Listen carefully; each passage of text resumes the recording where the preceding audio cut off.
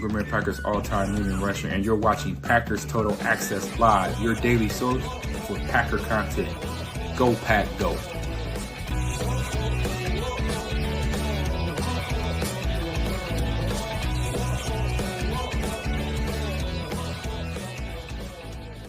All right, we're back. You didn't think you were getting rid of us that easy, did you? No. So what happens, guys, when you call in on the phone like that, for whatever reason, StreamYard has a big red button that you would think is leave the stream. And when Tim hit it, it actually ended the stream. I did that on Good Morning Lambeau one time when I was a guest. So it happens all the time. We'll just jump right back into it here. And appreciate Tim jumping on with us. We'll just end that as hour one. We're good, man. It's worked out great. That's perfect. We actually planned that. It's crazy. Yes. Why are y'all asking questions in the chat? Yeah, don't be weird. What we were going to do. Just quit being weird. So hopefully we'll get everybody back in here, man. I know we had a bunch of people. You guys know the deal. Hit that like. And, make sure you sub to the channel if you're new here. So this is what they were talking about in the chat, Jacob. Aaron Banks, obviously we talked about has a helmet to participate in the beginning of practice after missing a day and a half with a back injury. That's good news. And then he went on to say Savion Williams has also returned to practice after missing Friday with a concussion. So even though he didn't have his helmet with him, seems like he's at least out there. Maybe Savion wasn't on the practice field at all. Maybe Matt Schneidman, maybe he's not competing in everything in practice, just getting back on the field. I don't know. But hopefully we'll get a little bit more wind on that because that's good news, man. Savion, it seems like every year, Jacob, it happened with Edgerrin Cooper last year. The reason Edgerrin Cooper couldn't get on the field early in the season is because he missed a lot of training camp, right? So I think it's really, really important that Savion doesn't fall behind. And, I said it earlier too.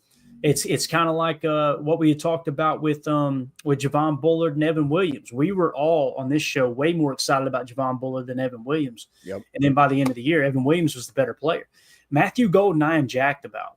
But I would not be surprised if Savion ends up being the better receiver. We've seen it happen time and time again. You just never know which one's going to pop. And that's why you take multiple swings. Luke Musgrave, second-round pick. Tucker Kraft, third-round pick. Tucker Kraft, clearly better than Luke Musgrave, at least to the point in their careers. So I don't know. What do you think about all that? And I think it's good news Savion's back, obviously.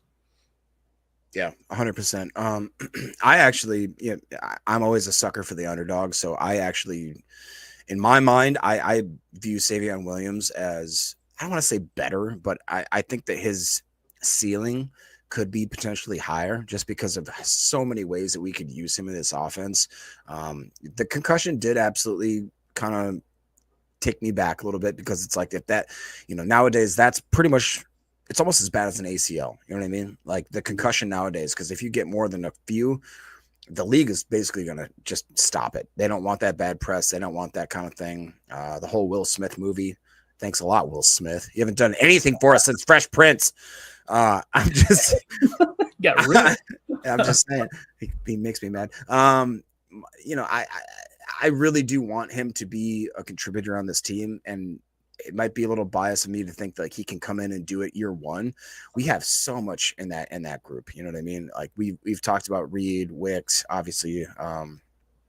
With if Watson could come back, it'd be absolutely amazing. The Musgrave thing too, like you said, that is very interesting. I always forget that we went back to back second and third round tight ends. I don't remember I think I was so excited that we got Kraft because again, that was one of my guys during that draft, but that's such a weird, interesting draft where you go back to back tight ends, second and third round. That's crazy. I'm really excited. I do feel like everybody, you got the hopium going on at this time of year, but I think that this season is different. We really do have a reason to be absolutely excited because of the fact that, we forget, guys, that we had the youngest team for the last 2 years. That means that now all of that progression has come to fruition now, and we're finally seeing what I think is going to be not the ceiling, but we're starting to reach the potential of some of these second, third, first year guys that have another stint at it. It's great that we have Hafley coming in for year two.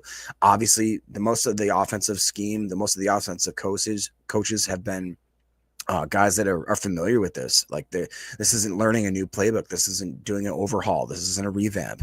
This is coming back in and saying, hey, how are we going to tweak this to make ourselves better this year? I personally feel like that we really do have a window right now, and I hate that terminology. Like every year you have a window, a certain team does, but I really do think that right now the way that the front office, the way that Goody, the way that Mike Murphy, the way that these guys have formatted our team right now, we're optimal right now for having a season where we win the trophy. And I really do think that obviously that's why we're here. That's what we talk about. That's why we're dedicated to this game. I think that, and I'm not being a homer, I think that this year we can get the Lombardi. I really do think that. I think the window's open, and you guys know how I felt last year. I kept telling everybody, like, man, it's so hard to be the youngest team in the league and win the Super Bowl, and still haven't gotten a clear answer on how many teams have actually done that, because there's conflicting reports of this side says this team was younger, that team was younger. Do you count the preseason age, the midseason age, the end of season age? There's a lot of things come to play. The point is, it's rare that the youngest team in the league goes on to win the Super Bowl. But this year, you got a little bit older. Aaron Banks, veteran. Nate Hobbs, veteran. McCole Hardman, veteran. Right now, you lose Jair, and obviously you bring on your draft class, but it does kind of feel like you got a little more veteran presence. And all those I mentioned could potentially be all three. All three could be starters. Two of the three, definitely. McCole Hardman might emerge as a starter. You never know. But one of the players that's mentioned here, someone had asked in the chat. I don't know where it's at now. I unmarked it. That's my bad. But anyway, they were asking about the new running back, Izzy. I think his name's Israel. And it's Abanikanda, I believe is what it was, right?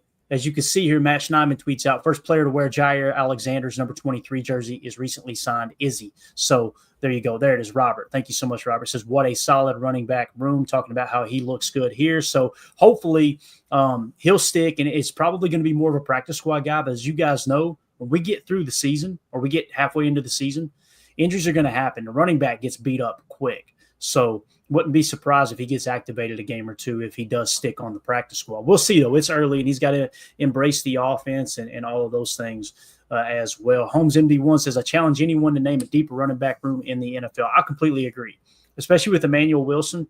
Emmanuel Wilson, I think, is so underrated, it's not even funny. So I want to give a shout-out to Holmes MD1 real quick. Became a member here on YouTube. Appreciate you, buddy. I know you've been a member before, probably just re-upped it, but thank you so much. If you guys want to support the channel, make sure you just hit that join tab here on YouTube, or you can join our Patreon group, which is patreon.com/Packer Fan Total Access. We're going to be doing a giveaway this evening. You still got time. I'm going to tell anybody who wants to enter themselves into the giveaway, either be a member here on YouTube or be a member of our Patreon group. We're going to be giving away an autographed Dontavion Wicks rookie card tonight on the show. So when we go live at 6:30 p.m. Central Time, we'll put everybody's name on a wheel, spin it, and give that away. So we appreciate everybody that's a member here on YouTube and in Patreon. So what do you think about the running back room, Jacob? I mean, I think it's honestly, I saw Chuck here disagreed. He said Holmes low-key, Baltimore with Lamar, but you said overall room, or you said room, not overall running. I just, like you said, Emmanuel Wilson, what did he graded out like a 92, if I'm not mistaken. Like, he was insanely good. It was in the 80s. I know that. 80s? He was Okay. Yeah, he was I think he was a top 10 graded back. I thought maybe like one of his stats was a 92. Anyways, it doesn't matter. Like, and then you look at the guy like Chris Brooks. I mean, somebody that he's not a household name. Nobody knows who that is. But when you come in, and Coach LaFleur had a lot of confidence in him to the point where he's playing him in key points of key games. Obviously, we didn't even see what Marshawn Lloyd has to say about the situation. And Israel had to get let go of the Jets because, in honesty, the Jets had a really great running back room too. They had Breece Hall, they have Braylon Allen, they drafted another gentleman in this last draft, so that's why he was able to slip through the cracks, kind of thing. And I'm telling you, man, look at this: Packers on top. I'm sorry, here you go. Wilson had a grade better than Saquon Barkley. Dang. As far as PFF goes. And it wasn't a small sample size, guys. It was, I really do think Emmanuel Wilson needs to get a little more respect on his name, because the dude just, all he did is came in and exceeded any expectations that we had of him. And, I would argue that, yeah, I think that at least top 5 running back rooms in the league, no question. Like Josh Jacobs, I think we kind of skirt past how much of a difference maker he was for this team. I think that Josh Jacobs single-handedly transformed the way the Green Bay runs their offense. Is that fair to say, Clayton? I mean, all of a sudden we're starting to we want to change our identity on the offensive line because we want more road graders. You know what I'm saying? Yeah, we talked about that. Aaron Jones was here when Matt LaFleur took over in 2019. You started to implement the wide zone boot and a hybrid version of the offense, that coupled with kind of what Mike McCarthy ran, and then you slowly started to press a little more into what Matt LaFleur wanted to do. So, yeah, you were more wide zone looks and boot action off of it. And then you noticed a couple of years in with Matt LaFleur, actually it was the final year of Aaron Jones, you started to see a little bit of duo. And with duo, guys, it's a zone blocking scheme. It's an inside zone run. You can run it outside as well if you like, but it's a zone blocking scheme, same as outside zone, but it's a double-double vertical power, right? So you start to see more of that. And then when you go sign Josh Jacobs, we immediately shifted the conversation to, are we going to run inside the tackles a lot more now that he's gone? Because Aaron Jones would go C gap left and end up B gap right. I mean, he would just dance all over the place. And Jacobs can do that too. But Jacobs was really, really fit for that duo run because it's just patience, make your cut, and go. Now, we've seen Jacobs hit him with the spin move last year. We've seen him run through people's faces. We've seen him stiff arm the honey badger. Like, dude runs with power, don't get me wrong. But his patience in the backfield is really, really set up nicely for duo. And really, it's kind of a combination, Jacob, because that's I think another reason why they wanted to move on from Josh Myers. Josh Myers getting to the second level in duo when he's looking to dig out a safety or dig out a backer. Boy, he had the athleticism to get there, but when he got there, he couldn't get under control and make the block. Elton does that as good as anyone in the game. So if you're going to continue to have the center be a key displacement piece in terms of duo running, Elton Jenkins fits that to a T, and now you bring in Aaron Banks. So what you got to ask yourself is, did you upgrade? You replaced Josh Myers with Aaron Banks. The answer is yes. It was a significant upgrade because Elton's going to center now, and Aaron Banks is going to step into Elton's spot. So I'm really excited to see what the running back room can do. And, yeah, we definitely pressed more into duo for Josh Jacobs' arrival. Definitely. Coach Lynn says Josh Jacobs made the honey badger retire, LOL. There's no doubt. Look, if you don't believe me, I've got the proof here. I got the visual evidence right here on hand if I can find it. Right there. That's the one that said, honey badger said, I think I'm done, guys. I think I'm going to go ahead and call it a day. All right. So here's a cool clip that we got from practice. As Ryan Wood tweeted out, goal line throws. Jordan Love to Luke Musgrave in the back end zone. Malik Willis to Tucker Kraft at the line. I love that combo.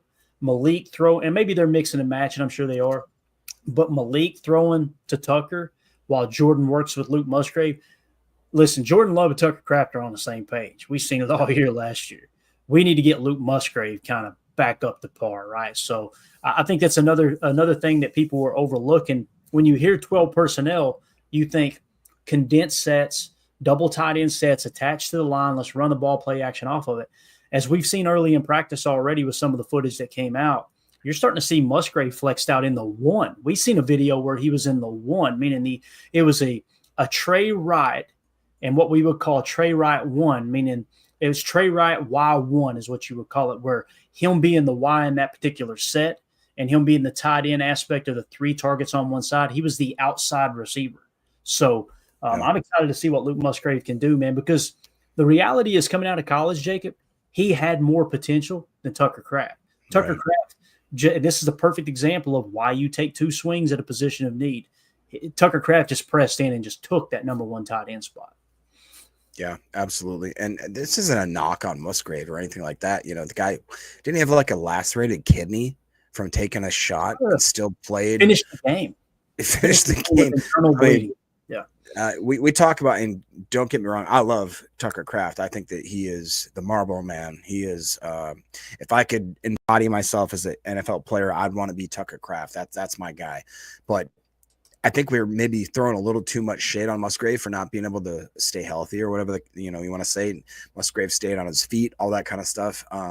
It's going to take a minute, for him to acclimate to the NFL. Like you said, most of the time, draft picks just don't work out in general. The fact that we had two tight end picks, that one of them, I consider Tucker Kraft an absolute stud. I think that people don't have enough respect on his name. I think he's a top 5 tight end in this league right now. I really do believe that.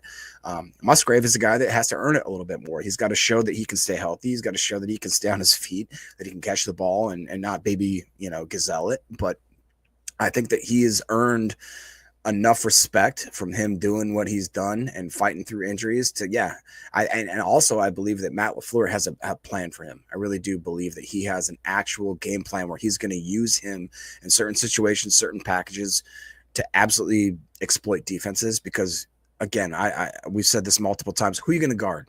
Who are you going to guard? If we're, even like you said, if we're in 12 personnel and maybe we motion out a guy like Musgrave and all of a sudden there's a safety on him, like, okay, let's see how you do with that. Like, I would love to see that. It would be great to see how you're going to cover these guys all at once. I just think that we've built a team. We've built a collection of talented players to the point where, like, at any given time, if Matt LaFleur schemes the play up the right way, there's just no way that you can cover every single one of them. The physics aren't there. The math doesn't math. We're going to have guys streaking open, and if they are, that's where it's on Jordan Love to hit those guys, find those guys, and figure out how to finish that play. Yeah. Bill Huber checking in here on Twitter. Go give him a follow at Bill Huber NFL. Said here the Packers' new running back, Izzy Abanikanda. No, I'm still butchering it. Decent. I'm just going to start calling him Izzy. All right. Izzy. Yeah. Now he's calling him Israel. Everybody else is calling him Izzy. I don't know what the hell to do. So here the Packers' new running back, Israel. Running back Amar Johnson's back after missing the start of camp. Left guard Banks is doing some indie. Not sure what that means. Maybe indoor stuff. Wide receiver Savion Williams ran some routes with the trainer. So you got Savion out there working with the trainer off to the side, still running routes, getting the work in, but probably not, probably staying away from bodies, if that makes sense. But the big thing here, Jacob, we talked about Amar Johnson missing some camp. Can't make the club in the tub. Talk about the absences. I think he's seen them sign Izzy and said, I'm getting my ass back out there, hell or high water tomorrow. I'm back in the lineup. So Amar Johnson, I am way more excited about Amar Johnson than I am Izzy, just me personally. But I don't know. What do you think about it, man? It looks like Amar's stepping right back into camp. I'm going to try not to miss a beat here. Yeah, and he's a jackrabbit, isn't he? Yes, he is. That's Amar correct. Johnson. Amar is, yeah. Yeah, so he's got a little bit of a. I don't know if Tucker played with him or not, but that to me, if Tuck says you're the guy, you're the guy. All right, I'm gonna listen to him. I listen to the Marl man. I am actually very excited about Izzy, and that's, again, I'm gonna call him that from now on because that's just easier. I think that would be a great addition, and obviously it's a tough room to crack. Like, how great is it when we take a step back and realize that multiple groups, positional groups, wide receiver, running back, quarterback, you can't crack them if you're going to be a UDFA, just because we have so much talent there. And if you do crack them, that means that you're exceedingly a great player. So again, barring injury, all that kind of stuff we talk about. Do I see him making the 53? No. Do I see him being a possible impact player in this team down the road if injuries do occur? I absolutely do. And I think that he could be just a really great puzzle piece that maybe doesn't come to fruition now, maybe in a few years, like after, let's say that Jacobs, God forbid, has only a small tenure here, or Wilson gets, somebody finally realizes that he's a gem, and they shark him off of our team. Whatever the case may be, it's nice to know that we have such a loaded hopper to the fact that we've got guys that are on our practice squad that could be starters. I think that's unbelievably great development by our front office, and that's why the Packers are the way that they are. Yeah, let's go to the chat here. Packers on top said Tucker did play with Amar. Chris the Casual In says Amar is a stud as well. It's crazy that room is flooded with elite talent. And then Adrian pointed out Izzy has some kick return ability too. So that's very, very interesting. Teams in the chat says keep Savion on jugs all the time. I'm with you, man. Don't, you know what I mean? Listen, I love that they got him working on the routes off to the side. When the pads come on, I'm going to be a little bit nervous for Savion early on. I'm going to be honest with you. Me too. And here's the thing. One concussion could have been a freak thing, right?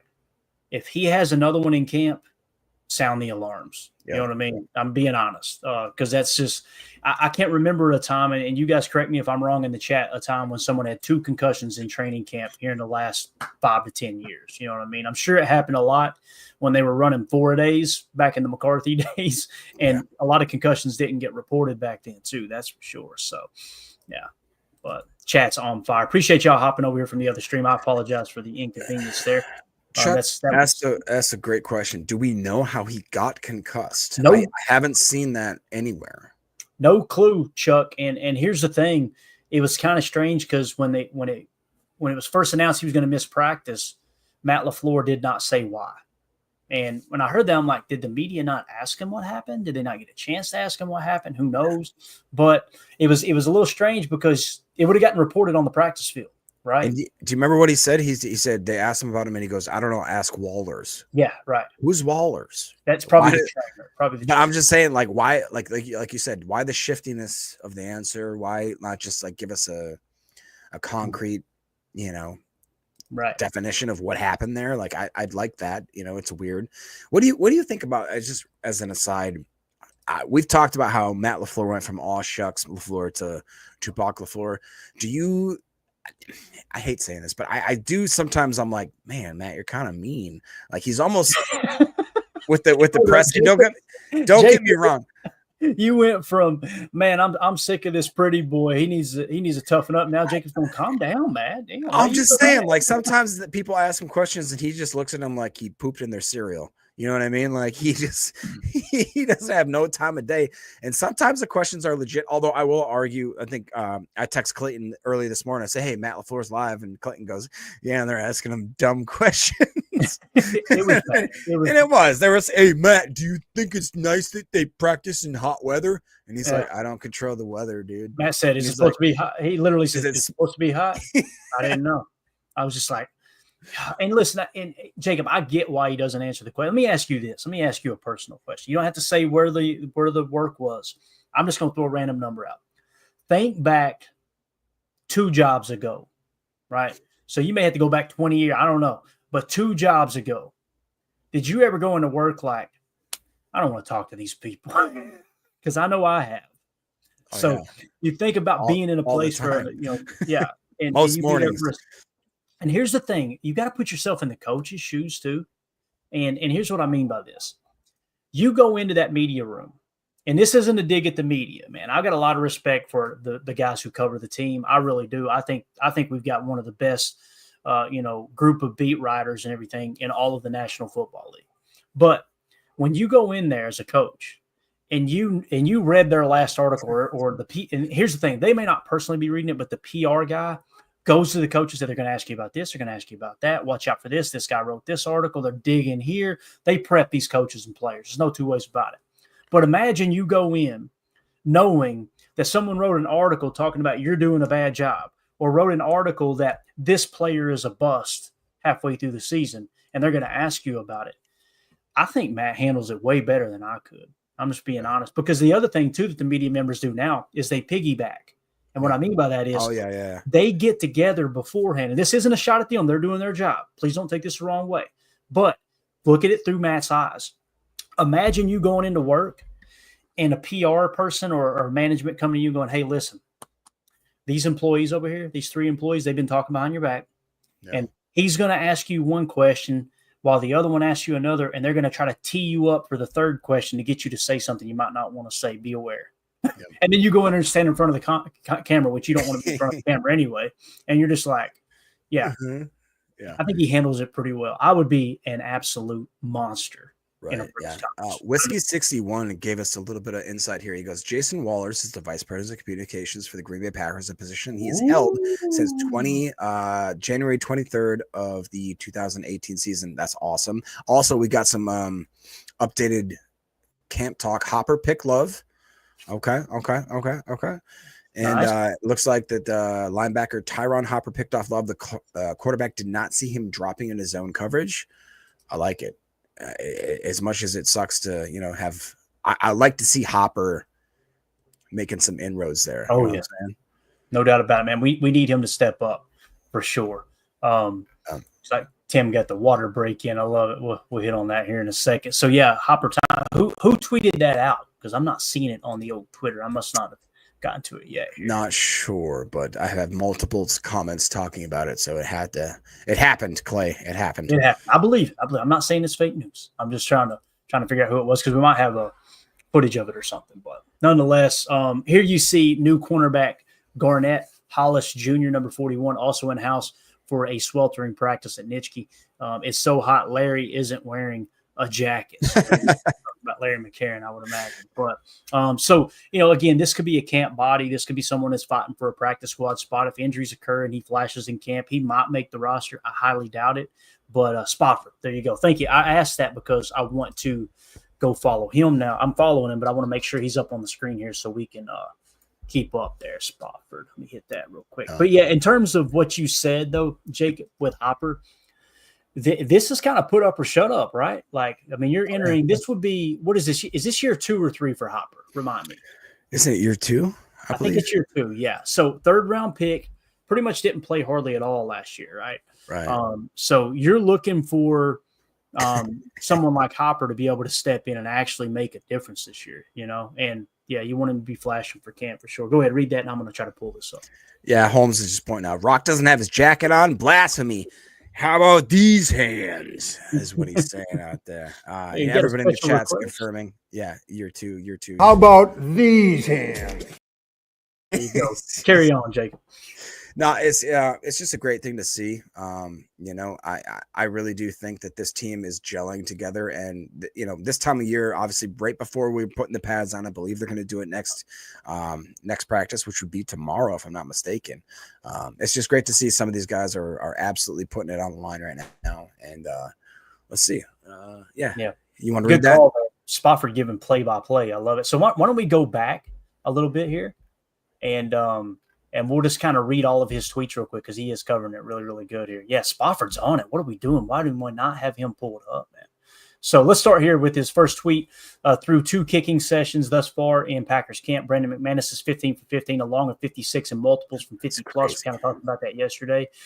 He went on to say 30 minutes ago, cornerbacks 1 and 2 working together on mirror drill for the Packers.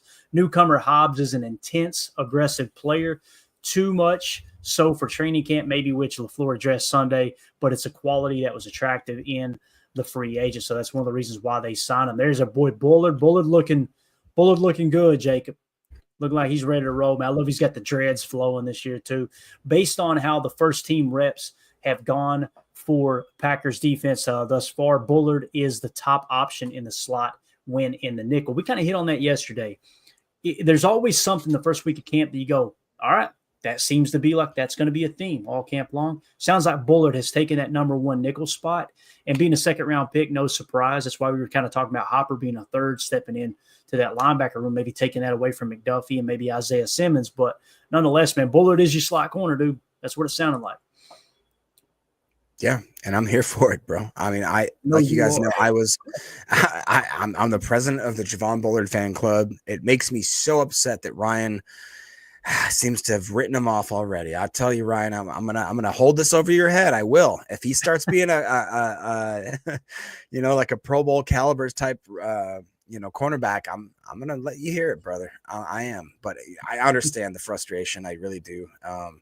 He got thrown into a position last year where I think that he didn't have a lot of time to actually hone one position. Emilio talks about it quite a bit, how he was shuffled around a little bit, and that sucks. Like, imagine anything that you do, imagine your job, whatever that your job is, and they're like, hey, we got to cross train you on like 3 other positions, and by the way, at the last minute, I'm going to throw you into one that you haven't played before.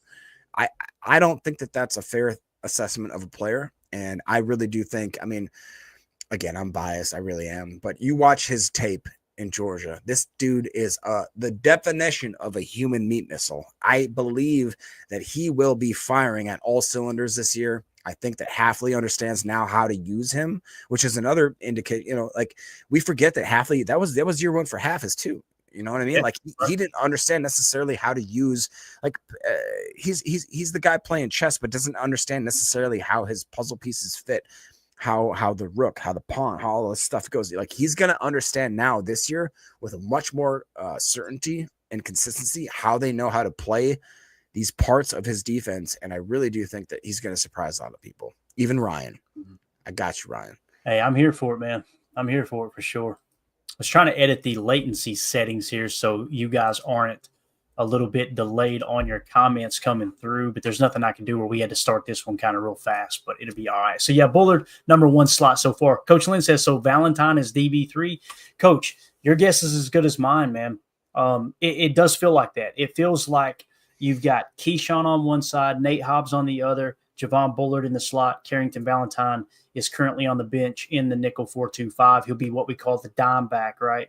Whenever we go to a dime set, he'll come onto the field if you ever go to a one linebacker set. So I don't know, man. That's kind of what it feels like right now. Robert says Bo Melton's getting outside cornerback reps with the ones. So they're giving our boy Melton every chance to make this roster, Jacob. I mean, they've already kind of moved on from wide receiver, and now they're trying to see, hey, can you add some kind of value there at corner? I personally don't think it looks good for Melton, but there's other people that see it and they think he's even more valuable. He's going to make the team, and who am I to say they're wrong? Yeah. If I had to guess, if I kind of agree with you that this more looks like shuffling the deck so that he's out of it kind of thing. And I hate to say that, but I do think that there is a little bit of hope that if he has a chance to be maybe that 5th, 6th cornerback on this team that also has that special team ability, I really do think that could be the way that he is still on this team. I believe it was Coach that we talked about how he's our best gunner, hands down. He was our best gunner on special teams. That can get you a spot on this team on that 53. So do I think that he's going to all of a sudden come out and be Travis Hunter? He's playing both ways. Like, no, I don't think that anymore. Like there was a tiny minute where I thought, oh, wow, he's very, very great. Like maybe he could do both.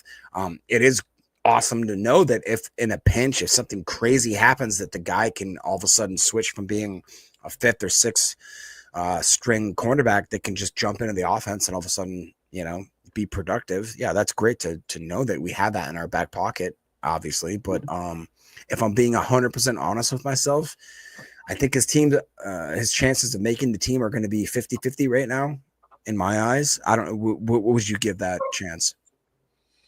Of what? Chance for what? Bo Melton actually making the team, the 53. Yeah, I'm honestly, the 53, as Joseph says, he's cornerback 4. Let's look at it. Let's take a quick look here. So, bye. Mandy's in there trying to tell me bye, being all quiet. And yeah. Bye, Mandy. Don't spend too much money. All right. She's out of here. All right. So, cornerback room. Drop that comment down for me real quick, Jake. Let's look at it. Let's see if we can figure this out. So, you got, like I said, Keyshawn Nixon, right? You got Keyshawn Nixon, Nate Hobbs, and then you're going to have Carrington Valentine. They're slam dunks. Javon Bullard's a slam dunk to make the roster, right? So I definitely don't – now, if you're talking about outside corner number 4, that's where it gets a little bit tricky, right? If that's the case, so you're saying you would take Bo Melton over Kalen King, Micah Robinson, Isaiah Dunn. You got Tyron Herring, Junior Gregory. For me – I would probably put – I see the point. I do. He could possibly be the 5th cornerback right now. I personally like Micah Robinson better. And I know we haven't seen him in a game yet, but I like Micah Robinson better. But other than that, that's the only guy, Jacob, I can think of. Kalen King and Micah Robinson. So I would probably put him – I'd probably put him 6 or 7, me personally. So – yeah, as J. Cole says, don't underestimate Gregory Jr. either. Yeah, I mean, Goody loves his athletes. There's no doubt about it. So, yeah, man, to answer your question, Jacob, percentage chance of Bo Melton making the roster, if everyone's healthy, 10% that he makes it as a cornerback. Oof. Now, if wide receiver room gets banged up, which I doubt it does, maybe there's enough value there that he makes it in that regard. But, yeah, that's kind of how I see it. I could be wrong. Mike Spofford also said running back Josh Jacobs makes tough cuts look easy. Man, is he fun to watch. Completely agree with that. First, Packers DB rotation sends in Carrington Valentine at outside corner. The other side, Bo Melton. That's what everybody was talking about. Quay Walker, who is working his way back to full clearance from offseason ankle procedure, is standing 30 yards behind the defense, watching 11-on-11 today. Perhaps a sign he's getting closer to return. So yesterday, what we heard about was him just being on the sideline doing rehab stuff, right? Working the sled, things like that. Now he's standing behind the defense, getting closer, probably itching at getting in the lineup. I think we're probably going to see Quay as early as Monday, but definitely by the second full week of training camp, Quay will be back in the lineup. Mike Spofford says Jaden Reed on the end around, and Rashawn Gary comes across with a huge wind-up swat to knock the ball out near the sideline. So Gary popping over there on the end around. Tyron Hopper picks off Love. This is what you guys were talking about. The quarterback didn't see him dropping into zone coverage. Wide receiver Malik Heath follows through with the diving catch on a rollout left by Willis. Malik Heath is the guy I feel like not enough people are talking about, because we talked about his catch rate over expected and some of these advanced analytics that NFL Pro breaks out on their website. He led the team in, I think it was catch rate over expected, which means in layman's terms, guys, he made the most with the least, right? He made the most out of the least, if that makes sense. So when you look at the wide receiver room, Romeo Doubs, Matthew Golden, Jaden Reed, Stavion Williams, right? Christian Watson will start on pup, so you're up to 4. Dontavion Wicks is 5, okay? So who's going to be that 6th wide receiver?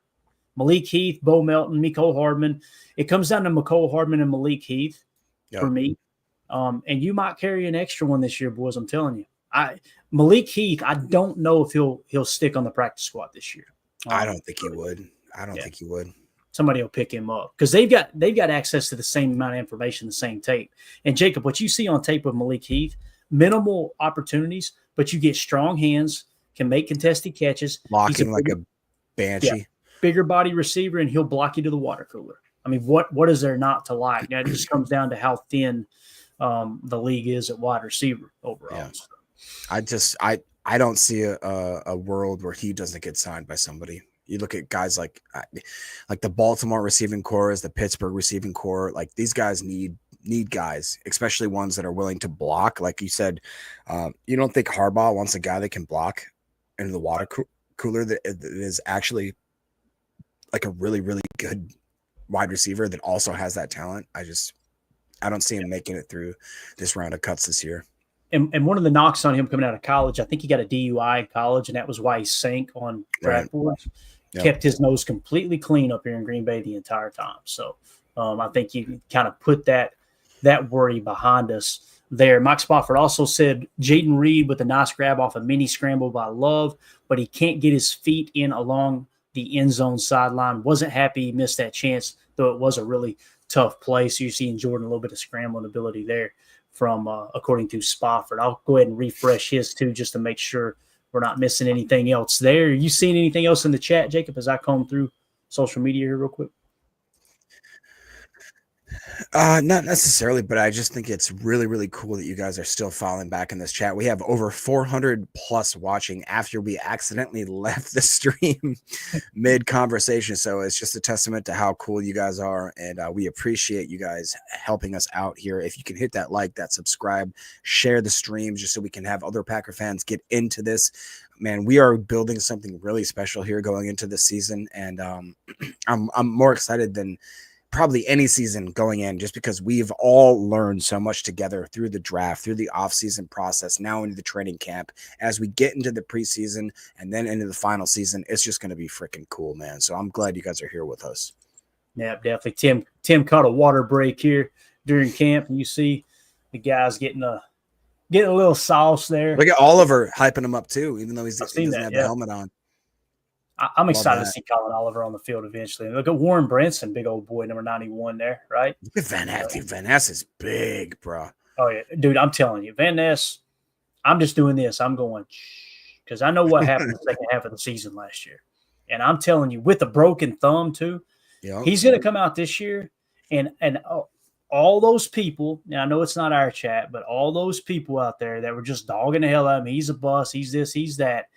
They're going to – you ever seen that movie Major League 2? Jacob, you've seen the Major League movie, right? Of course, yeah. Remember Major League 2? Cousin Eddie. Matter of fact, it's the same guy that played Cousin Eddie. He was all about the team, boy, and then when they hit a rut, he's just trashing the hell out of them. Then at the end when they win, here he comes back down just cheering along with everybody. Everything's fine and dandy again. I'm telling you, man, I've got some tweets that I have archived away and bookmarked that when Lucas Van Ness blows up this year, if he does, will make some people look silly on socials. I'm just telling you. Good. Because when you look at him in the second half of the season, it's funny. Go trade for TJ Watt. Go trade for Max Crosby. Go get LVN had a higher pressure rate than both of those guys last year. Yep. And that was after having kind of a bad first half of the year and then playing with a broken thumb. I think he's really going to crank it up this year. I'm excited to see what he does for sure. So you're right, though, man. He's a hoss. He is a monster, no doubt. Look at him compared to the water girl. He's like, look at that. Yeah. That's insane, dude. Absolutely huge. trying to see if Rob Domofsky or anybody has tweeted anything out here. As obviously they took a water break there just a second ago. We got Tim's feed up on the screen. I seen a tweet went out earlier about Emmanuel Wilson as well. So we've gotten quite a bit of information during this live stream, to be honest with you, Jacob. Aaron Banks had his helmet back with him. Savion Williams working his way back from a concussion. You got a lot of guys that were banged up that are starting to kind of get back in the fold. Quay really tuned in with the defense, even though he's not participating today. I would be really surprised if he's not in pads by the end of next week. Maybe tomorrow, man. Who knows? Maybe as early as tomorrow. Nathan in the chat says, Clayton, do you think after this year, if Luke Musgrave doesn't perform, do you think we take a shot at tight end next year? Yeah, I mean, if Musgrave plays at the level he did last year, I think there's a legit shot that he's not the dude. You know, that could be the case. And again, we talk about, the injury concerns. And again, this isn't saying he's soft. The dude played with internal bleeding, finished the game with internal bleeding fairly early in the game when he took that shot on the sideline. But a miss is a miss. The only thing worse than making a bad draft choice is refusing to admit you made a bad draft choice, right? So, yeah, there's a chance you take another shot at tight end. Now, the big thing with me, though, when we looked at the contracts, I think we've got Ben Sims. We still have his rights next year. So when you look at it, I personally like Ben Sims. I'm going to be honest. I like Ben Sims more than Musgrave up to this point. Now, Musgrave has a lot more potential than Ben Sims. John Fitzpatrick is more of that H-back role. You can put him back there at that wing position and just knock the linebacker's ass off in those goal line situations. Messiah Swinson, big body dude. He just hasn't been able to kind of crack in to the upper echelon of the Packers tight end roster. So, yeah, if Musgrave does exactly what he did last year, if he stays healthy and grades out in the 40s and we don't really see, man, he's just not as dynamic as we thought, I could see him taking a swing in the draft next year for sure. And who knows, maybe they go and try to find the next Ben Sims too, Jacob, right? Because I remember when we signed Ben Sims, you were excited about him. I rolled my eyes going, this is just another camp body. And I'm telling you, that dude maximized every opportunity he got at the tight end position. Yeah, that's another one that I will humbly brag that for whatever reason, I'll be honest. I just love the underdog. So like most of the time I'm going to put a lot of stock in whether or not they can perform or whatever. But what do you think about Ed Madden saying that he heard that Aaron Banks is back on the field right now? Again, we heard he had his helmet. That's a good sign he was going to get on the field. I think he's probably going to be good to go. I think it was one of those things that the back got tight. LaFleur and them shut him down for a couple of days. Let's get him out there for pads. Tomorrow is when we're going to find out, boys. When the pads come on tomorrow, that's when we're going to know who's healthy and who isn't. Because right now, people can kind of blend in. Don't be surprised if we get a couple of injuries pop up today where someone's got some tightness, maybe someone's got some soreness, and they don't want to risk it with the pads on tomorrow. So I'm kind of expecting, rather than everybody get healthier going into tomorrow, I'm expecting us to have a slight setback with a couple of players, maybe them being precautionary with. Go ahead, read what Chris said there. Yeah, Chris the Casual Packers Fanatic says, Ben Sims is an elite athlete. He can do much more than he's showed us thus far. Guys in the chat, if you could you give us a Ben Sims RAS, please? I know you guys are beyond that. I remember it being high, man. Hot on rise. If you could find that for me, that'd be great. And we'll come back to that in just a second here. Yeah, for sure. And we got some Patreon questions we'll hit real quick in our Patreon group. It's just the way that you can kind of be heard here on the show. I'm going to leave this up, the practice in the background there, but we'll just kind of read them off the screen. Chris the Casual in our Patreon group said, if you had to bet it all, does future WWE star Lucas the Flaccid Hammer Van Ness hit 75% of his potential and become a Pro Bowl caliber pass rusher in a Green Bay Packers jersey? I think if we cipher through the BS, which Chris is really good at, and that's what I appreciate about Chris. I think what he's asking here is, do we think he will become a Pro Bowl caliber pass rusher? And here's what you got to ask yourself, Jacob. Let's compare it to Gary last year. Do we think that Lucas Van Ness can reach the potential that Gary unveiled last year, which he was a Pro Bowler? He led the all edge defenders in run stop percentage, or run stops in general. He led the Packers in sacks with 7.5. He led the Packers in a quarterback pressure percentage, other than Brenton Cox Jr., who had a little bit higher number there. Do we think that he can reach that point? Absolutely. Based off what he did in the second half of the season, he being Van Ness, on much fewer snaps than starting edge defenders usually have, and specifically in Matt LaFleur's heavy, hockey line rotation defensive front that he's done ever since he's gotten into Green Bay as head coach. I think he can be a Pro Bowler. What do you think, Jacob? What do you think the chances are that Van Ness eventually becomes a Pro Bowl player? Yeah, I really do. I honestly do think that sometimes it takes a guy a few years to get acclimated, sometimes it just whatever they're asking him to do necessarily doesn't fit what his traits are, what he's really, really good at. I think that Jeff Hafley is a unique type of coach where he understands, all right, I have to look at each individual player and I have to understand if I'm asking him to do something that isn't in their wheelhouse, you know what I mean? Like I need to understand if what I'm asking him to do is outside of his realm of possibility. And I think that LVN, just from him being a mountain of a man, an absolute human meat missile himself, is just now kind of maybe finding his niche too. Like it takes time. Like I can't imagine how it must be to go from the college level to the NFL level and thinking that you can just translate those exact traits and have that same performance. You know what I'm saying? Like it just doesn't work that way.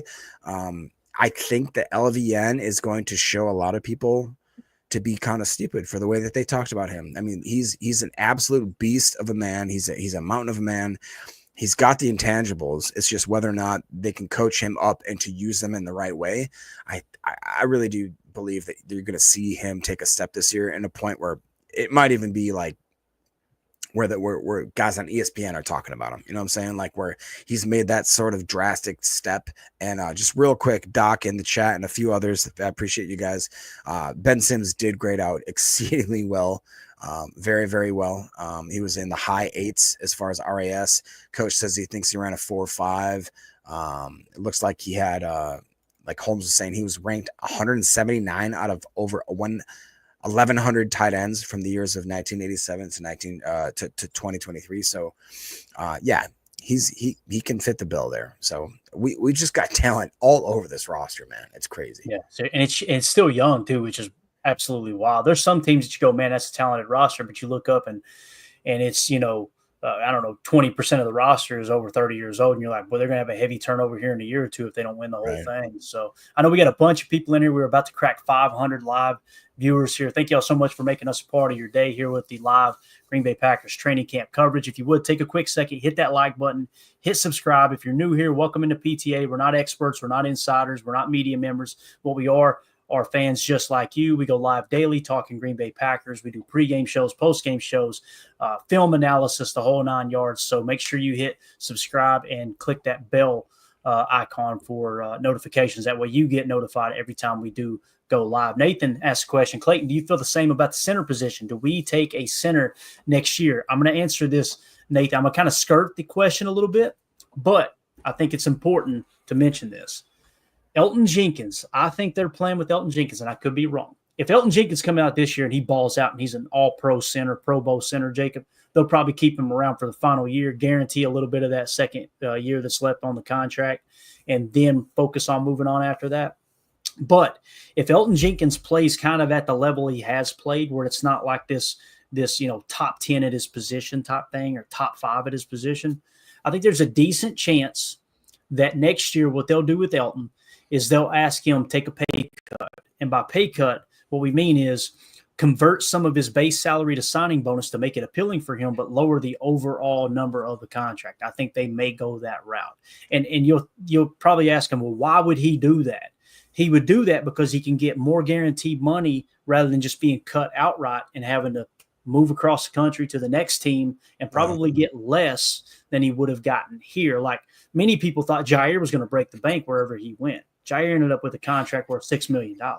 I could see that happening with Elton. That's why he would take, a little more guaranteed money, but less overall money, if that makes sense, just a little stability. Now, if they don't take that approach, Nathan, what's going to happen is they cut him loose because next year, basically his dead cap hit next year is $4.8 million, okay, if I remember correctly. His cap hit altogether is $28.8 million. So essentially you can free up $20 million in cap space if you cut Elton outright next year. Okay. So I think there's a decent chance they could go that route. If they do, Nathan, you always got to bring it back to precedent. is there precedent for the Green Bay Packers to go out and draft a center and then start him immediately?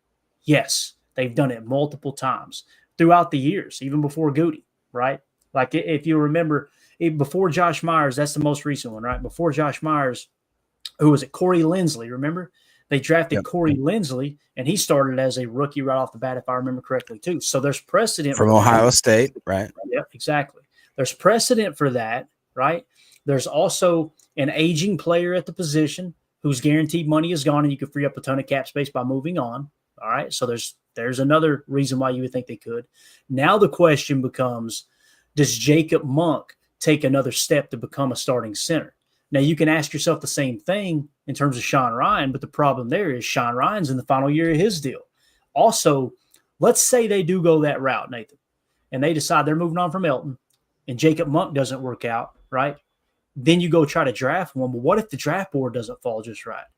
I would not be surprised if they kick Zach Tom to center, and then you got Anthony Belton, second-round pick, ready to step in at right tackle. You've got Jordan Morgan potentially there. Who knows what's going to happen with Rasheed Walker? If Rasheed Walker balls out this year, we may get to week 6 or 7 and Goody have one of those rare in-season contract extensions, which he doesn't like to do often. So, yeah, I think there's a chance. It's a long-winded way of getting there. I just wanted to kind of walk you through the thought process, what goes through my mind. It's not just I think I'll answer this way.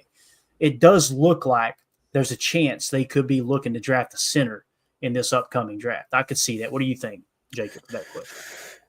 Yeah, it's tough. I think a lot of it's going to depend on how Elton handles this. It really does. And if, like you said, if he comes in and he performs the way that he is, but we have to remember that he's pushing 30, right? Isn't he 29, about to be 30, if not already 30? Yeah. The Packers just, they're like Leo DiCaprio, baby. They ain't dating the oldies, they want these young guys that are in there, and they're anti-Jacob. They hey, early bird special is great. I just think that Monk has actually shown a lot, and the fact that they are willing to stick with him, they didn't draft him for no reason. It's the NFL, like we always say, is not for long, and even though a guy like Jenkins supposedly has a strong staple in this community, in this team, it sucks, but it's a business, right? And so I don't necessarily think that means that he's going to stay here for the foreseeable future, especially if whatever's going on right now isn't just an injury. If it is for some reason him, holding out or whatever, I'm not saying that whatsoever. I do believe that he does have a back issue. I think when you watch the interviews, you can see Goody and LaFleur being like, look, I don't want to answer this question anymore. He actually is hurt. He's not just gaming us kind of thing. But on the flip side, if that's the case, then the Green Bay Packers are not scared to move on from players. They've shown that very clearly over the past 10, 20, 30, their whole career as Packers. We know that they will move on if they think that it's going to be better for the team. And real quick, Tim did just send a text saying that I'll DM you a pic of Williams with no helmet, meaning Savion Williams, I don't believe is actually practicing full bore right now. So we've heard reports. Yeah, we heard reports that he did have his helmet on. He's practiced, and then we heard reports that he was working with the trainer off to the side with no helmet. We've seen him come out of the facility with no helmet, right? So yeah. Got it. Appreciate that question there, though, Nathan. You're the man. So, Spofford, a little update here. Obviously, the last thing we covered was the Reed catch, right? I think we got up on the screen. Yeah. So, twos in the red zone. Wilson takes an outside handoff and gets the edge with ease. Talking about Emmanuel Wilson. Next play, the defense bows up and gives Wilson nowhere to go up the middle, blowing up the play. And then here we go, boys and girls. Matthew Golden with a nifty outside in move at the goal line, rises to snag Willis's throw for a touchdown. You could see QB2 trusting the Packers rookie will get enough separation to make the play. So it sounds like Willis hitting Matthew Golden with a little anticipatory throw. That's exciting, man. Matthew Golden, I'm telling you, boys, seen a lot of receivers come through, a lot of young receivers come through Green Bay in the last couple of decades. Something looks different about Matthew Golden. It's almost, Jacob, as if Goody actually had a first-round grade on him. Crazy, right? Yeah. It's very very unbelievable to think that was what happened. Honestly, all jokes aside, I just like Ed was just saying right here. It's weird. Like I think Ryan also mentioned this on his podcast. It's not the fact that he shows that he has that blazing speed. It's just it's so smooth. And if I'm not mistaken, did you compare him to Greg Jennings? Like how he gets in and out of his routes just with ease. But it also looks to me like he has more. It's like a Greg Jennings and Christian Watson hybrid. You know what I mean? Where he's got that blazing speed. He has the route running ability. He knows how to secure the catch. What I really liked about watching his highlights is that he has that pinpoint where he connects with the ball, the catch rate, catch point, and he knows how to almost effortlessly, like without looking upfield, knows what the next move is going to kind of be, if that makes sense. Like he just seems fluid. And that's I think the best is Chris, the casual one, says Greg Jennings on steroids. Well, all right, let's go. Oh, no, let's don't say that. Let's don't get that out. Don't test him. Don't test him. But he really does. He seems like he's got a spark plug in his butt. You know, he's ready to go, man. Dang, it's a family show, Jake. What are we doing? Hey, see, since it is a family show, hit that like button for us. We appreciate it. We got a bunch of people in there. We did crack the 500 mark. Y'all are awesome. We hit that mark because a bunch of people hit like on the stream. I'm telling you, it helps more than you know. We appreciate that. It really does. Ryan Wood says Trey Hill with his third bad snap of camp just sailed it over Malik Willis's head in shotgun. Uh-oh, Trey. Uh-oh, buddy. Trey Hill, that was the guy we signed from Cincinnati, if I'm not mistaken. I think you're right. Anybody that Cincinnati lets go, I don't know.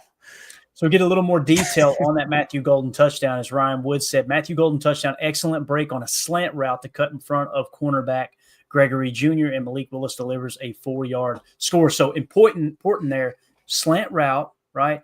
And it was on Gregory Jr., so it wasn't like it was on one of our top DBs. That's important to know, right? I don't want to overhype someone either. And then he goes on to say Matthew Golden's second touchdown in this period, good protection. Jordan Love holds it for a beat, finds Golden open on a crosser in the back end zone, pulling away from Carrington Valentine for a short score. So now you're seeing Matthew Golden score a touchdown from Jordan Love on a crosser with Carrington Valentine in coverage. Carrington Valentine, guys, didn't give up a single touchdown last year. So just keep that in mind. Now, I know this is camp. That's not to say, oh, no, Valentine's in trouble. It's just I put a lot more stock, Jacob, in that Matthew Golden second touchdown than maybe the one that was on Gregory Jr., if that makes sense. No, that makes sense. 100%. Yeah, for sure. All right. You just keep coming through the chat. I'm going to take a look and see what other updates we got. It looks like Spofford just did a quick little tweet dump. I almost said dump, but that would have sounded bad. He just had a couple out here. Here we go. Yeah, 2's in the red zone. Wilson takes a handoff. We talked about that. Golden with the nifty outside in move. We talked about it. Here we go. 1's in the red zone. LVN gets the pressure and sack of Love off the edge. Then the O-line opens up a huge hole for Lloyd up the middle. With extra time, Love finds Golden cutting across the end zone. Haddon breaks up. Front pylon throw for Dobbs. Lots of competitiveness out there for the Packers. So that's really great information. So you got LVN getting the sack. Then you got Marshawn Lloyd running through a huge hole there up the middle. And then with extra time, Love finds Golden cutting across the end zone. That's the touchdown we just talked about. Looks like Haddon over there too, covering Dobby, breaking up a pass. So that's good. I like that. We haven't talked about Kamal Haddon at all, have we, Jake? Oh, and that's a guy that I really had a lot of hopes for. He's the Tennessee guy, if I'm not mistaken, isn't he? Yeah. Yes, that's right. Yeah, he was drafted in the 6th round by the Kansas City Chiefs. I believe they cut him loose. Packers picked him up. And it's a perfect example. We didn't even mention Kamal Haddon just a second ago when we're talking about potentially Bo Melton making it at corner, man. You see what I'm saying? Like I personally would rather have Kamal Haddon at corner than Bo Melton, although that could change. We get a little preseason snaps with Bo playing corner. Yeah, no, I agree with that. And that's what's really tough is Bo Melton, it's so hard because he's such a fan favorite and he's a favorite of mine. But like you said, I mean, just assuming that he can switch a position, move to that position, and then all of a sudden make the team over guys that, are like, let's say Kalen King, Micah Robinson, even Tyron Herring. We've heard lots of good stuff about Gregory Jr. Kamal Haddon to me is right there in the mix too. I think he was like a kind of a more physical cornerback as well, if I'm not mistaken. So it's tough, man. Like, what do I want to do? If you put the water gun to my head, do I take Melton, or do I really give it to a guy that's played probably his whole career as an actual DB? I think I'd have to probably give it to Kamal if I had to make that choice. It sucks, really, honestly, to have to make that, but I don't know. And honestly, Tyron Herring, I think if I remember correctly, he's like 6'3", 210 pounds. Like the dude's he's a human meat missile right there, is what he is, and he's coming for you. He's coming for your lunch money, brother. There you go. And it looked like with the Kamal Hadden pass breakup, I think it was Wes Hodkowitz put out a little more detail. I think it's who it was. I've got so many windows open over here. Yeah, it was a goal line fade for Dobbs, and that's Dobby's bread and butter. So Kamal Hadden breaking it up. That's good news for him, for sure. So I think we're all caught up on the tweets. I imagine practice will be wrapping up soon. We'll take you all the way to the end of it for sure. Check this out. Matt Schneidman put this tweet out. Bang, Bubba Franks in the building. Bubba looked like he'd still play out there, man. Bubba Franks was a tight end that played for the Packers when I became a Packer fan. Man, I remember him so well. Bubba Franks was a big old boy, Jake, if I remember correctly. I'm trying to think of what his size was, but I do think he was very, very large. Let's see here. Bubba Franks, height and weight. 6'6", 265. Good Lord.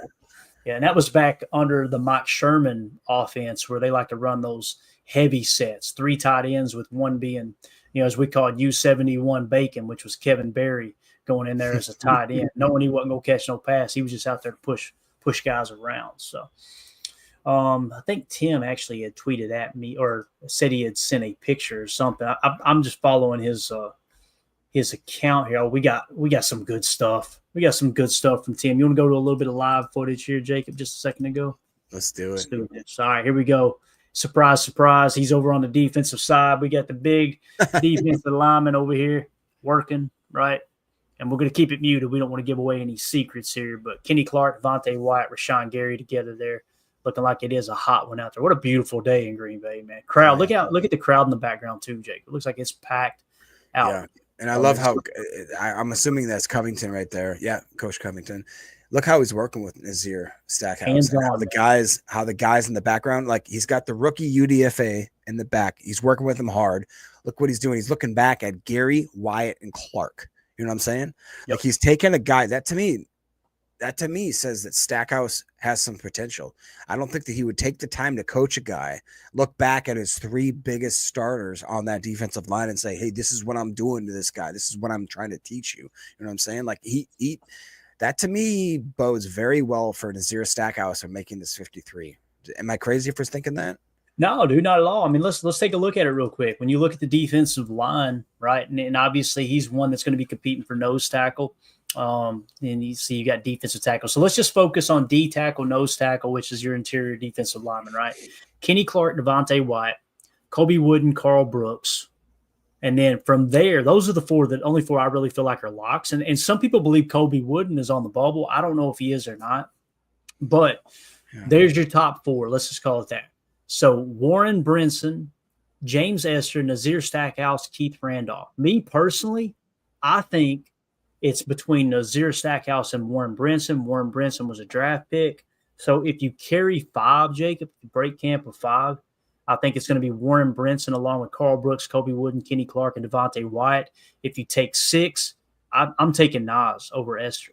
Esther is proven you can get him to the practice squad. You can get Keith Randolph to the practice squad, right? Yeah. But Nazir Stackhouse, man, I think there's going to be somebody else that'll probably pull the trigger and go get him if he's available and you try to sneak him onto the practice squad. I could be wrong, though. It might be the other way around. Maybe he flashes in camp. I don't know. But, yeah, if I'm keeping 6 defensive tackles, and I don't know if they'll carry that many. I think they carry 5 typically.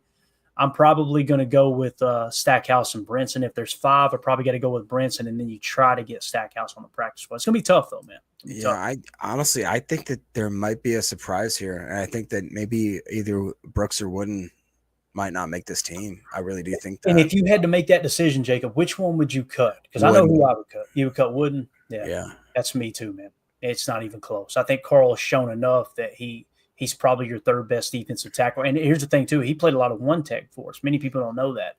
That's basically the nose in our nickel 4-2-5. And you don't think of Carl Brooks like that because Carl Brooks coming out of Bowling Green played a lot of 7 and 9 tech. He would play defensive end, right? Yep. So what we do, we came in and just threw him right into the 1 tech. As you can see here, some of the hands drills with the defensive lineman. That was Kenny. Here's Gary, right? This is all technical. Dude, Look you see it? Looking? Oh yeah. Looked like me sneaking into the kitchen about 2 a.m. trying to get to the pie that Mandy wanted me to wait till the next day. I was going to say, me at the buffet being like, where's the wontons? Is that Nestor right there? Am I thinking right? I believe that's so. Randolph. That's Randolph. Oh, no, that's Randolph, yeah. Who we got I here? think that's Esther. That's Carl. Is that Esther? No, you're right. That's Esther. Is this Stack? Who's this? That's Stack, yep. God, he is huge. He's a big dude, bro. I'm telling you, and again, man. He doesn't. It doesn't look like most nose tackles. They got quite the belly on. This dude looks shredded, man. Yeah, he does. Wow. I'll tell you, Covington has been on Gary the entire time. Every camp practice video we see, Covington's working with Gary. What if Gary comes out this year and finally puts the naysayers to bed, just gets 18 sacks or something? Wouldn't that be awesome, man? That would be great. Yeah, 100%. Not at the detriment of the run defense getting worse, though, right? We do not want that to happen. So next video here, we'll just throw this in the background for a second. Nice little shot, not giving away any secrets here. They're just working on gap technique, gap drills, all that good stuff. I'm going to go back through and make another sweep. If you want to look at the chat real quick, Jacob, I'm going to look at this, take a quick sweep across social media, make sure we're not missing anything else. Yeah, Coach is talking about how Wooden bulked up this year. I actually saw that too. Unfortunately, Joseph says buy Wooden, according to whether or not we're going to have that 5-man front there. I hate to – I'm such a homer that it's tough to try to, let guys that you kind of have a heart for go. I mean, that's just, it's a business, right? And it sucks that we have to do that every year. There was a comment last night, I believe, like, I'd hate to be the guy that has to make these final cuts. That would be the worst job I could ever have. If you offer me a job at the Green Bay front office, I'd be like, oh my God, yeah. And they're like, yeah, you got to make the cuts. I'd be like, nope, I'm going to go back to working my 9 to 5. All right. I couldn't do that. Joseph talks about how he'd keep Brinson and Stackhouse. It'd be great, but there's only a limited amount of snaps that we can do. That's just what it is. Doc's talking about Gary's a dog. I really love the fact he looks the part right now. He looks like he's ready to absolutely eat. It stinks, man. Ed Madden says, and cutting to Caleb's nail painting time? No, we would never do that. He's got a guy. I'm sure he's got a girl that does that. Yeah, 100%. Yeah, absolutely. All right. So you guys are so toxic in here. It's unbelievable. All right. So it looks like toward the end of practice here, Ryan Wood bringing us down the stretch. What we'll do is look at a couple other Twitter accounts before we wrap up. If you guys would hit that like button for us, we're about to break 550 on the live stream. Thank y'all so much for supporting what we're doing here. If you're new here, make sure you hit the subscribe button. Click that bell for notifications so you know every time we do go live. Ryan Wood said, we talked about the slant, the second touchdown. Jordan Love under pressure throws a jump ball to Tucker Kraft in the end zone, and that's usually a safe bet.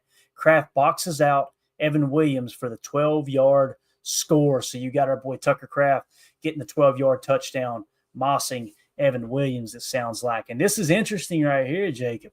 Ryan Wood says, everybody in a Packers jersey doing push-ups after today's practice, offense and defense. Can't remember seeing it called a tie before. So Matt LaFleur pulled a fast one on him, I believe. He said, it's a tie. Everybody get down and do your push-ups. So there you go. As practice looks like it's about ready to wrap up, we will go ahead and close that one out. And I want to say there was another update over here. Mike Spofford. Let's see. I love getting everybody's kind of take on it. You know what I mean? Because sometimes you get a few more details out of different tweets. One in the red zone, blah, blah, blah. LVN gets a sack. We talked about that. Okay, here we go. End of game scenario. Down by 6. No timeouts. 9 seconds left. Again, last play of the game. Down by 6. No timeouts. 9 seconds left. Ball in the red zone. Love overthrows an open Dobbs in the corner. Last play, he makes an incredible throw off his back foot with rushers in his face, and Kraft hauls it in over the middle for a touchdown. Great bounce back moment for Packers QB1. So that's what I'm talking about. That's the detail we need right there. So, again, man, when you need a play, Go to Tucker Craft. That's what it sounds like for sure. So, and then another update here from, I won't put it up on the screen. I'll just leave this up for right now. Wes Hodkowitz says, nice ball from Clifford to Brown for 7 yards and then hits him again on a 5-yard crosser for the touchdown. That's it for practice. So Clifford to Brown. Who's Brown? Who am I thinking about? Sam, I believe it's Sam Brown. Sam Brown. Yep, Sam Brown Jr. There you go. Good call, Jake. You always know the bottom of the roster dudes, man. Hey, those are my gems, brother. Those are my gems. By the speaking of the bottom of the barrel, we got Funny Boy Rody saying, Love that kept profile sleeping. pic, by the way. Yeah, super cool. Said kept sleeping on the Vikings. Y'all gonna wake the F up. JJ McCarthy about to go crazy this year on all y'all weak defense. Using the grammar. You know, I love you, Funny Boy Roddy. You got hold to the wrong stuff. No, seriously, I read stuff like this, and all I can think Here's is, the guy. like, kept sleeping. First of all, we need to get him some English lessons here. Kept sleeping Hooked on on the phonics really helps. It does. Y'all gonna wake TF up. JJ McCarthy about to go crazy this year on y'all weak defense. Now, Funny Boy Rody, I got a question for you, bub. Quick little question. If I were to ask you, let me get this down here real quick so we can get a little bit intimate here. If I had to ask you, who has won more games in the National Football League, the Green Bay Packers or the Minnesota Vikings? Who do you think that would be? If I had to ask you, who has won more head-to-head matchups in the history of the NFL, the Packers or the Vikings? If I had to ask you, who has won more divisional championships, the NFC North, NFC Central, whatever you want to call it from back in the day, would it be the Packers or the Vikings? It'd be the Packers. Who has won the most conference championships, NFC championships? It would be the Packers. How about Super Bowls? It'd be the Packers. And the final question is NFL championships, just in general, since just the day they came in the league. It would be Packers. What the hell are you doing here talking trash, bro? Yeah. Seriously, I don't understand. I hope one day I have the confidence, the self-confidence, the self-image, Jacob, to be able to go to someone who has absolutely dominated me in every facet of the topic in which we are conversing on and go, we're better than you. A rookie quarterback. Yeah. You know, I wish I could say what I want to say. I probably won't. I mean, I don't know. Being like a Vikings fan, it's kind of like being the tallest midget. Doesn't matter, you know. Does it really matter anywhere? I really don't know. But hey, I love the confidence. Like Clayton said, the confidence that you came in here with, you know, running and charging up. That's great. No, yeah, dude, you removed the facts. It sounded great. Yeah, right? if you take away all the facts and the statistics and all of like the history, you got a good point, bro. It's a good description of Viking fans. Like they've never won anything, and they're so confident. I'm telling you, I kind of respect them. I respect it, man. The fact that you can just ignore reality and kind of go into your own little world like that. It truly is. You guys, some of the stuff you say, it's like you're a damn Uber driver and you ain't got a car. I'm like, what are we even doing? What's the goal here? What are we even talking about? So you're an Uber driver with no destination. You're just out there. Just driving, man. Just know this: when we meet you twice this year, you're going to be begging for Sam Darnold back. I have a feeling. I've seen the camp highlights of JJ McCarthy, and boy, oh boy, you guys are crowning him like he is just the second coming. Just know when we meet twice this year, it's belt to ass. All right, it's coming. Don't be surprised when it happens. You can be disappointed. I'll allow you to be disappointed. Just don't be surprised when it happens. And with that being said, hit that like button. We appreciate you tuning in here. Yeah, Packers podcast. As Packers on Top says, took time out of his day to join the Packers podcast. Listen, man, I get it. Packers on Top. Get it. Could you imagine rooting for the Vikings and having to listen to Paul Allen and those? I was just gonna say, yes, listen to Paul Allen. I kind of feel sorry for him. I really do. It's like I really do too. It'd be horrible, absolutely horrible. So, Jacob, I think that's it, man. I think we got all the way through practice. I did not plan on staying live through the whole practice, but we did it, man. Yeah, we did. Anything else you want to add? Is there anything else anybody's seen? Let us know. I'm just combing through Twitter one last time here, and we'll put this up just to kind of take a shot here. Yeah, you go ahead, surf Twitter real quick.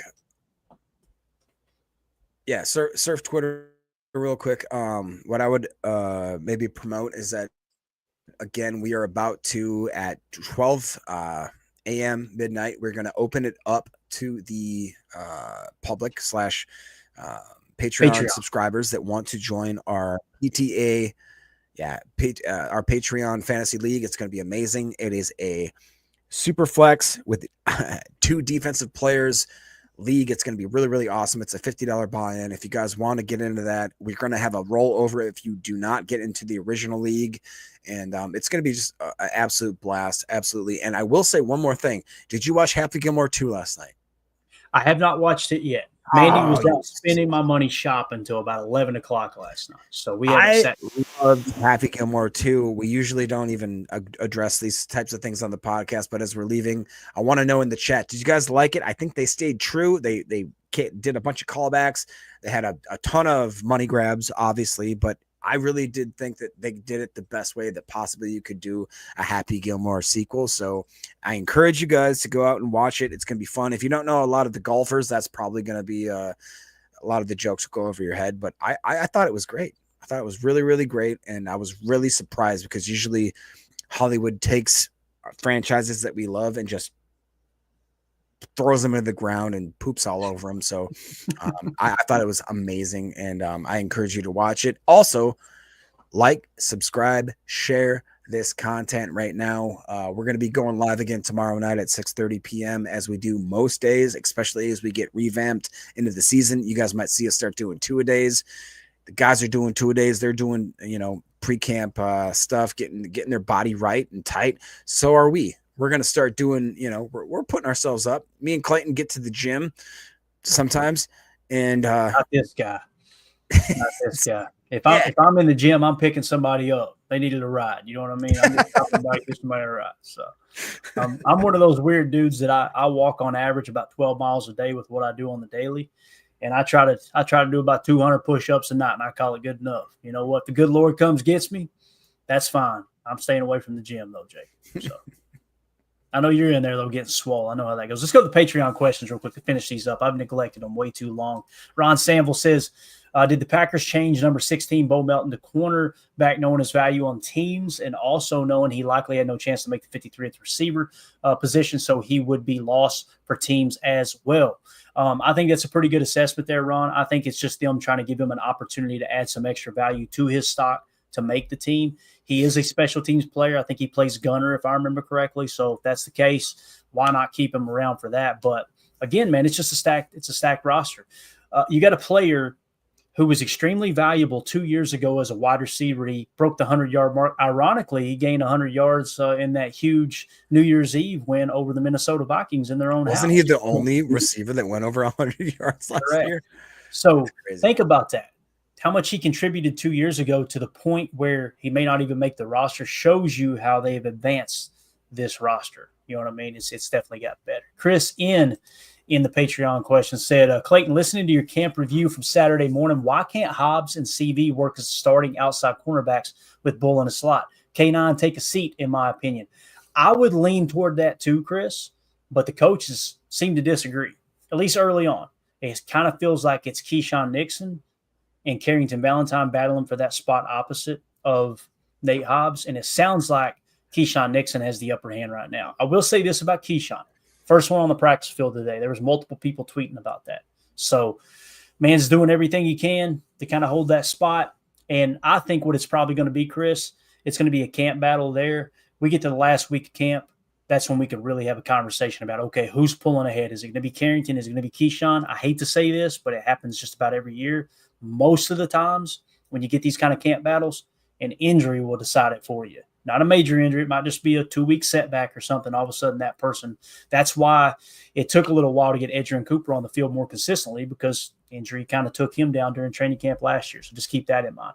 And then Roger Davis says, what do you guys feel are the strongest rooms on offense and defense? I'm thinking the most competitives are wide receiver and linebacker. Looking forward to your opinions. Roger, that's a great question. Great question. Jacob, what's the first thing that comes to mind for you?